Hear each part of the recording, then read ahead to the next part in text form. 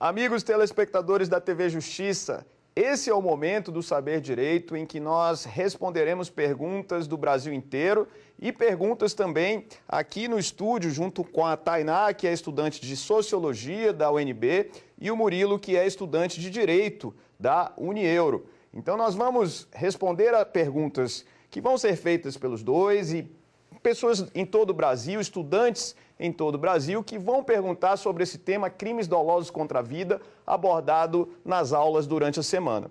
Eu começo pela Tainá. A Tainá estuda Sociologia, já pesquisou bastante sobre feminicídio. Ela tem algumas perguntas para fazer para que a gente possa debater com o pessoal que nos assiste no Brasil inteiro. Tainá, o que você tem para indagar sobre o crime de homicídio, sobre os crimes dolosos contra a vida? O que você sugere que a gente possa debater aqui nesse momento? Professor, eu tenho uma dúvida em relação ao feminicídio. Os casos que já existem dados, né, que indicam que esses crimes ocorrem principalmente com pessoas que têm algum tipo de relação íntima. Por que isso ocorreria, no caso? Ok, Tainá, sua pergunta é muito boa. A Tainá perguntou por que a maior incidência de feminicídio ocorre dentro do lar, ocorre entre pessoas que já têm uma relação íntima de afeto. E, de fato, quando a gente analisa não só os crimes de feminicídio, mas os crimes praticados contra as mulheres de forma geral, sem dúvida alguma que a incidência maior ocorre dentro do lar. Tainá, isso passa muito pela própria cultura do nosso povo, uma cultura muito forte do patriarcado enraizado, que infelizmente gera esse tipo de sentimento de posse, muitas vezes, do homem em relação à mulher, principalmente dentro do lar. Então, se considerarmos que essa relação homem-mulher ocorre, na maioria das vezes, dentro de casa, dentro do lar, em razão do casamento, em razão da união estável, em razão de uma relação de namoro, é natural que com essa cultura, muitas vezes da mulher subserviente ao homem, isso é propagado não só pelo senso comum da sociedade, pela religião, muitas vezes, né, que incorpora também esse tipo de dominação do homem em relação à mulher, considerando todos esses aspectos culturais e considerando que, notadamente, as relações entre homem e mulher ocorrem principalmente dentro do lar, é natural que a maior incidência de crimes praticados contra a mulher ocorra no âmbito da violência doméstica. Então, isso é natural e decorre muito da nossa cultura de dominação do homem sobre a mulher, que infelizmente reina na nossa sociedade. Isso é muito comum. E agora nós vamos saber dos telespectadores que acompanham a TV Justiça no Brasil inteiro quais são as perguntas que eles têm sobre os temas que nós abordamos durante a semana relativos aos crimes dolosos contra a vida. A gente começa com um dos nossos telespectadores que vai fazer uma pergunta agora para que a gente possa debater aqui no estúdio. Olá, meu nome é Priscila. Atualmente eu sou estudante de Direito na Faculdade de Direito de Vitória, FDV, no Espírito Santo. Eu pretendo me tornar advogada depois de me formar e eu sei a importância do direito penal nessa trajetória. Por isso, professor, eu tenho um questionamento. Qual é a diferença entre eutanásia, distanásia e eutanásia? A prática dessas condutas, de todas as três, é tipificada no ordenamento jurídico brasileiro como crime? Oi, Priscila. Se você vai se tornar advogada, espero que seja na área penal. Faço votos que você tenha muito sucesso. E a sua pergunta, inclusive, é uma pergunta muito boa. A diferença entre eutanásia, ortoeutanásia e distanásia. Muita gente confunde essas expressões. Então, primeiramente, a gente deve falar sobre a eutanásia. A eutanásia, ela consiste em matar alguém em razão de algum tipo de sofrimento que a pessoa esteja passando, que a vítima esteja passando, de maneira que quem pratica essa conduta de matar o faz geralmente por um relevante valor moral, ou seja, por um sentimento de piedade em relação à pessoa que morre.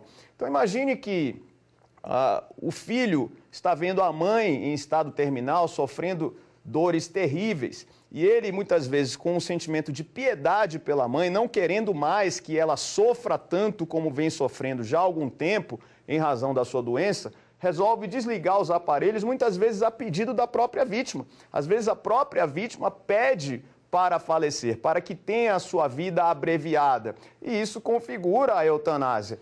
Quando isso ocorre, existe sim conduta tipificada na nossa lei. A eutanásia é punida no Brasil, mas a doutrina caracteriza isso como um homicídio privilegiado por um motivo de relevante valor moral. Inclusive, a eutanásia ela também é chamada de homicídio piedoso. É quando, em razão de um sentimento de compaixão por quem sofre, no sentido de abreviar a sua vida, então a conduta de matar é praticada. Isso configura a eutanásia e, muito cuidado, porque a eutanásia é crime no Brasil.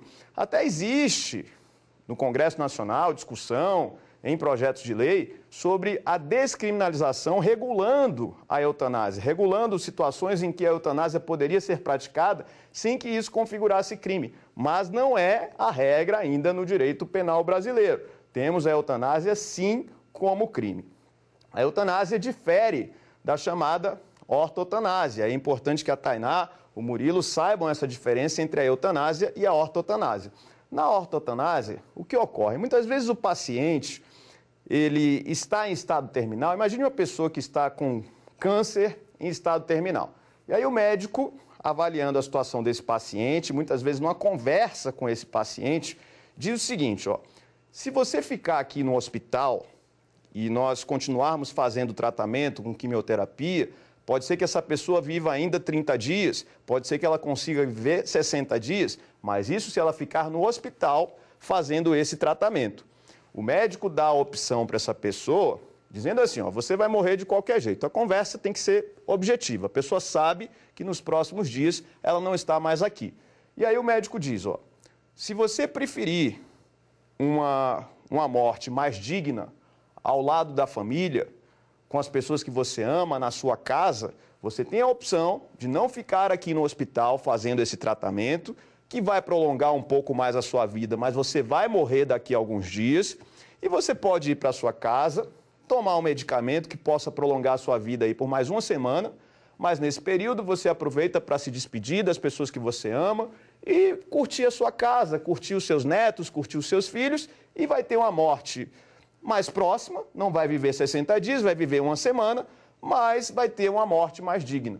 E aí, nessa conversa com o paciente autorizando, entendendo que é melhor para ele isso naquele momento, ele então vai para casa, tem a sua vida abreviada, mas existe ali um consentimento, relação médico-paciente, de modo que a ortotanásia não é considerada crime no Brasil. Então, se o médico der alta a esse paciente pode ir para casa, ter sua vida abreviada e o médico não vai responder por crime algum nesse tipo de situação. Já a distanásia, é importante que se saiba, é uma situação um pouco diferente. Porque na distanásia, a pessoa que está ali em estado terminal, ela recebe um tratamento intenso até o último momento em que se possa preservar a vida dela, mesmo que esse tratamento seja um tratamento invasivo. Então veja que uma pessoa que esteja num hospital, numa UTI, com uma doença muito grave e sofrendo dores intensas, o médico está ali o tempo todo dando medicamentos e buscando preservar a vida dessa pessoa até o final. Veja que na ortotanásia, diferentemente, é possível se dar alta ao paciente para que ele vá para casa e tenha uma morte mais digna. Mas se, por exemplo, aquela pessoa está ali em estado terminal, muitas vezes sem condições até de manifestar a sua vontade, o médico vai até o final preservar a vida dela, até o máximo, até o limite que ele possa fazer. A distanásia também não é crime no Brasil. Obviamente que se o médico está atuando para prolongar ao máximo a vida daquela pessoa, ainda que com um tratamento invasivo, evidentemente ele não vai responder por um crime. Então, o que se pode dizer? No Brasil hoje, a eutanásia é crime, embora um homicídio privilegiado. Em relação à ortotanásia e à distanásia, não há que se falar em crime. Então agora a gente passa a palavra ao Murilo que estuda Direito aqui em Brasília e também tem algumas perguntas para fazer para que a gente possa debater com os telespectadores Brasil afora. Murilo, qual é a sua primeira pergunta? Professor, seguindo ainda o raciocínio que está sendo pautado, quando ocorre o homicídio privilegiado, há algum atenuante nessa modalidade? Murilo, sua pergunta é muito boa. Quando nós falamos de homicídio privilegiado, é preciso que se saiba que o homicídio privilegiado constitui uma causa de diminuição de pena.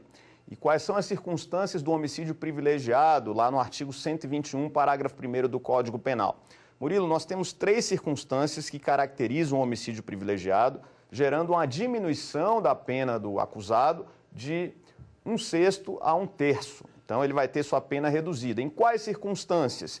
Quando esse crime seja praticado por motivo de relevante valor social, como, por exemplo, o sujeito que mata o chefe de uma milícia numa comunidade onde ele vive desde pequeno, então ele sempre morou ali, foi um lugar tranquilo e ele agora está vendo uma milícia dominar aquela região, mata o chefe dessa milícia. É um motivo de relevante valor social, outras pessoas daquele local também compartilham desse sentimento. Então, temos essa situação. A segunda situação é o relevante valor moral. O exemplo típico que os autores dão do pai que mata o estuprador da sua filha. Ele não está autorizado a fazer justiça com as próprias mãos, o Estado não autoriza isso. Mas isso é algo que, dentro da moralidade média, é algo compreensível. Esse sujeito tem uma redução de pena também de 1/6 a 1/3.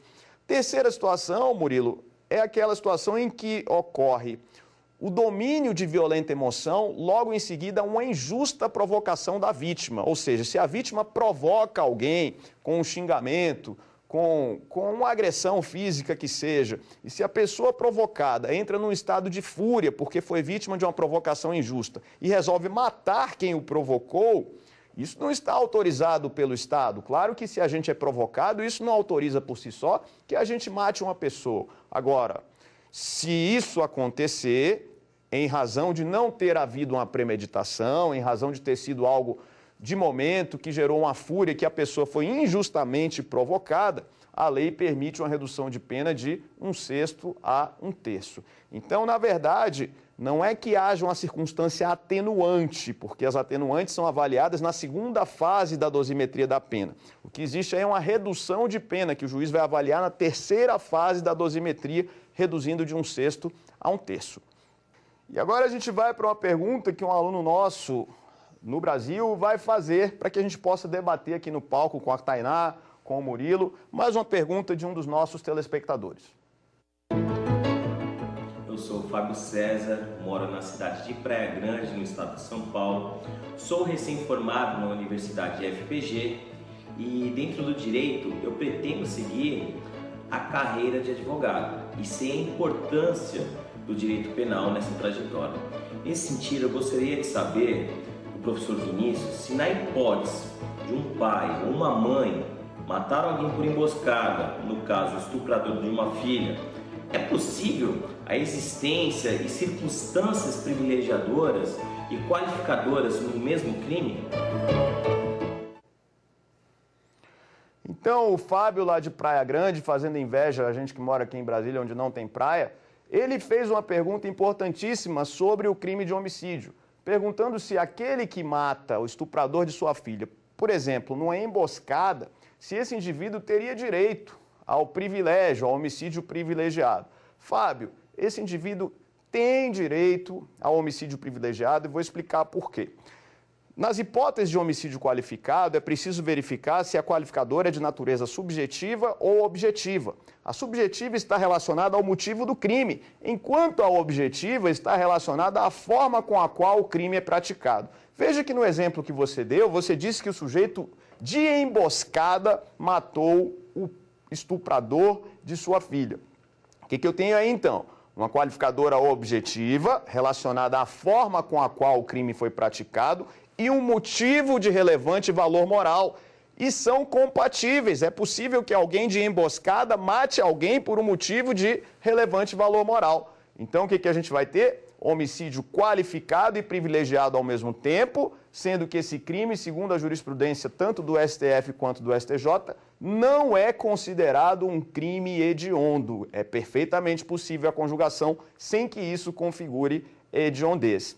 E agora é hora do nosso intervalo, já já a gente volta com mais perguntas sobre crimes dolosos contra a vida.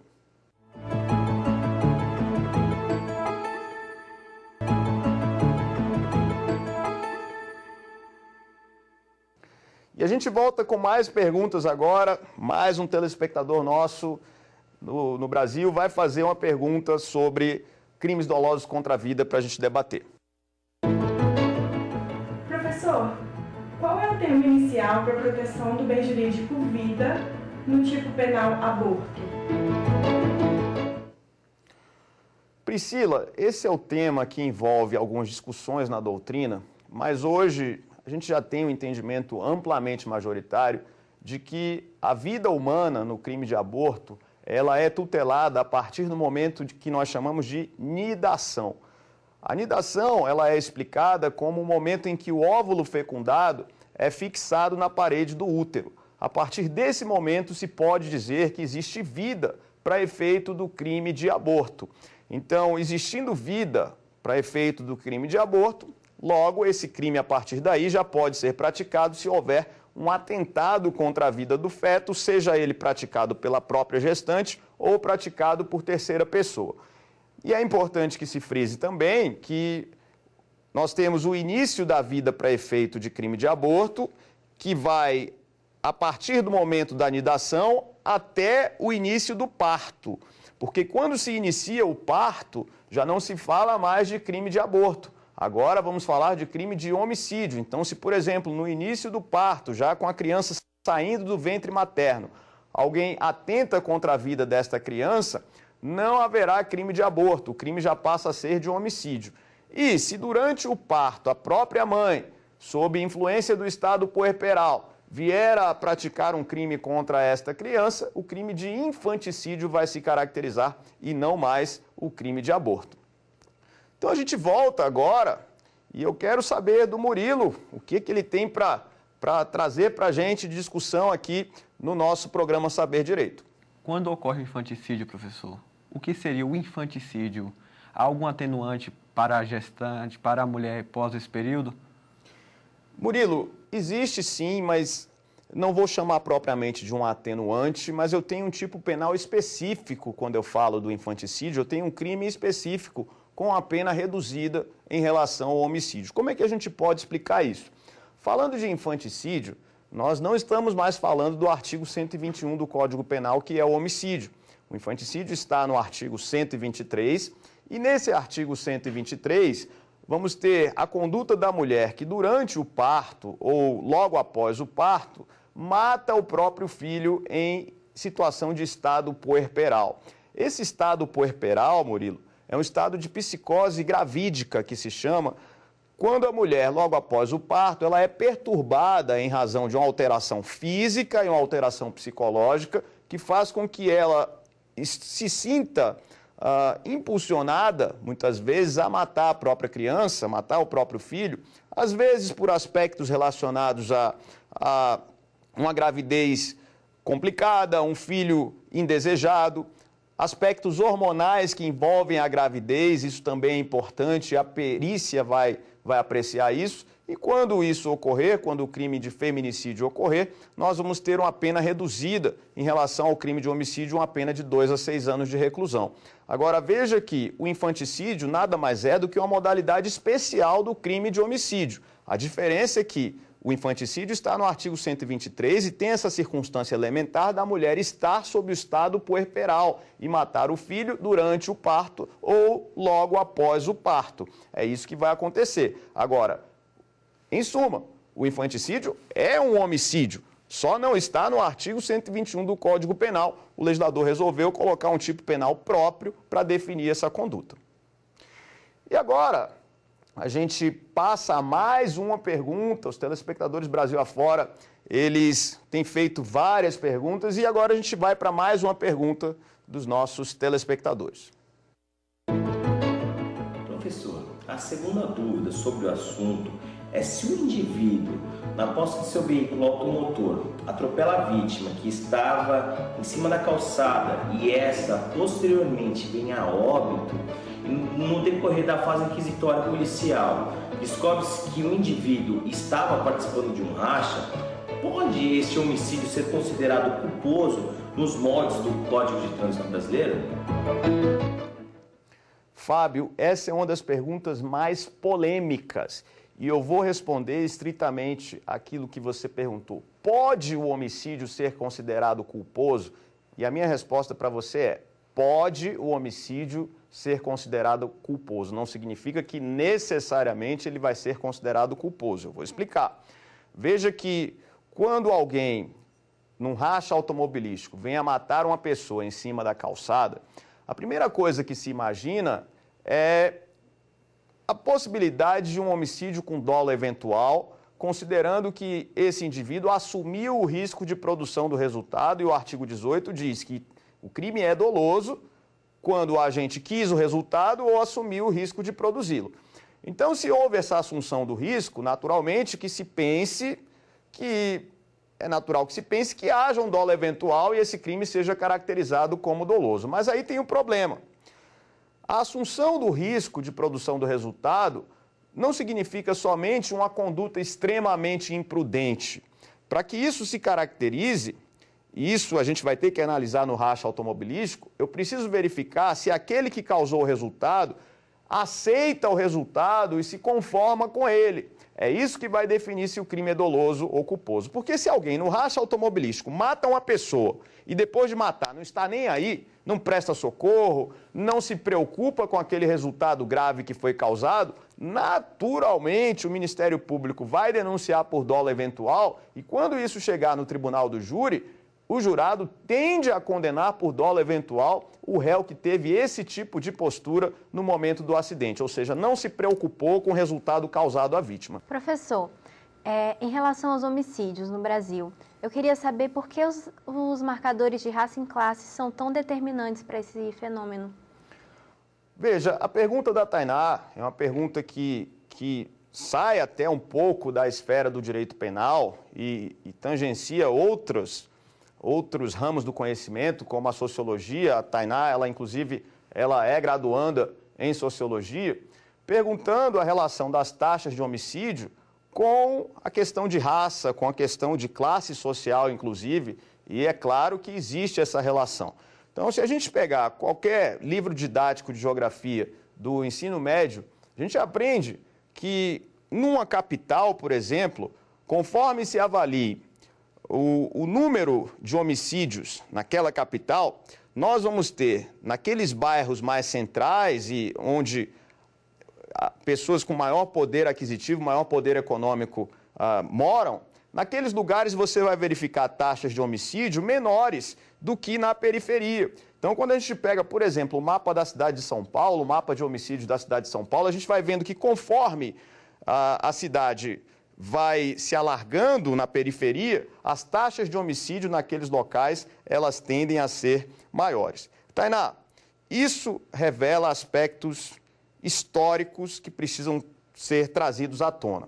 Seguinte, nós sabemos, nós somos um país que viveu longos anos de escravidão, desde a época do Brasil colônia, depois no Brasil império e depois quando houve a abolição da escravatura. Os escravos, eles foram liberados, porém em condições subhumanas, sem emprego. Isso acabou gerando a alocação dessas pessoas nas periferias, com menos educação, propiciada pelo Estado, menos segurança pública e, muitas vezes, o estigma vindo das autoridades contra essas pessoas. A reunião desses fatores fez com que essas áreas, naturalmente, se tornassem áreas mais violentas. E é natural que um povo menos instruído se torne um povo mais violento.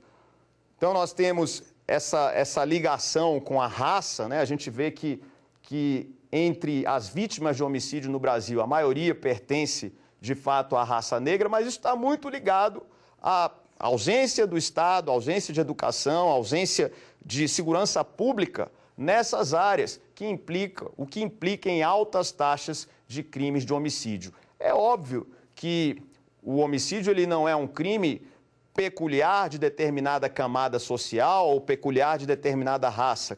Claro que não, mas a gente está falando aqui de taxas, né, de percentuais. E fica evidenciado que dentre as classes mais pobres e dentro dessas classes mais pobres, considerando aí a raça negra um percentual razoável das classes menos favorecidas economicamente, por esses fatores, ausência de Estado, ausência de educação, segurança pública, saneamento básico, o valor da vida, muitas vezes, ele se torna mais efêmero, mais superficial. Isso faz com que taxas de homicídio elas sejam mais incidentes nessas regiões. A gente tem esse fator que é um fator sociológico que extrapola o direito, inclusive. Muito boa pergunta sua. Amigos do Saber Direito, foi uma imensa honra durante toda essa semana trabalharmos o tema crimes dolosos contra a vida. Muito obrigado a todos os amigos da TV Justiça. Gostou das aulas? Qual tema você quer estudar aqui? Mande sua sugestão para o nosso e-mail saberdireito@stf.jus.br ou para o WhatsApp da TV Justiça. O número é este aí que aparece na tela. Você pode ainda estudar pela internet. É só acessar tvjustiça.jus.br.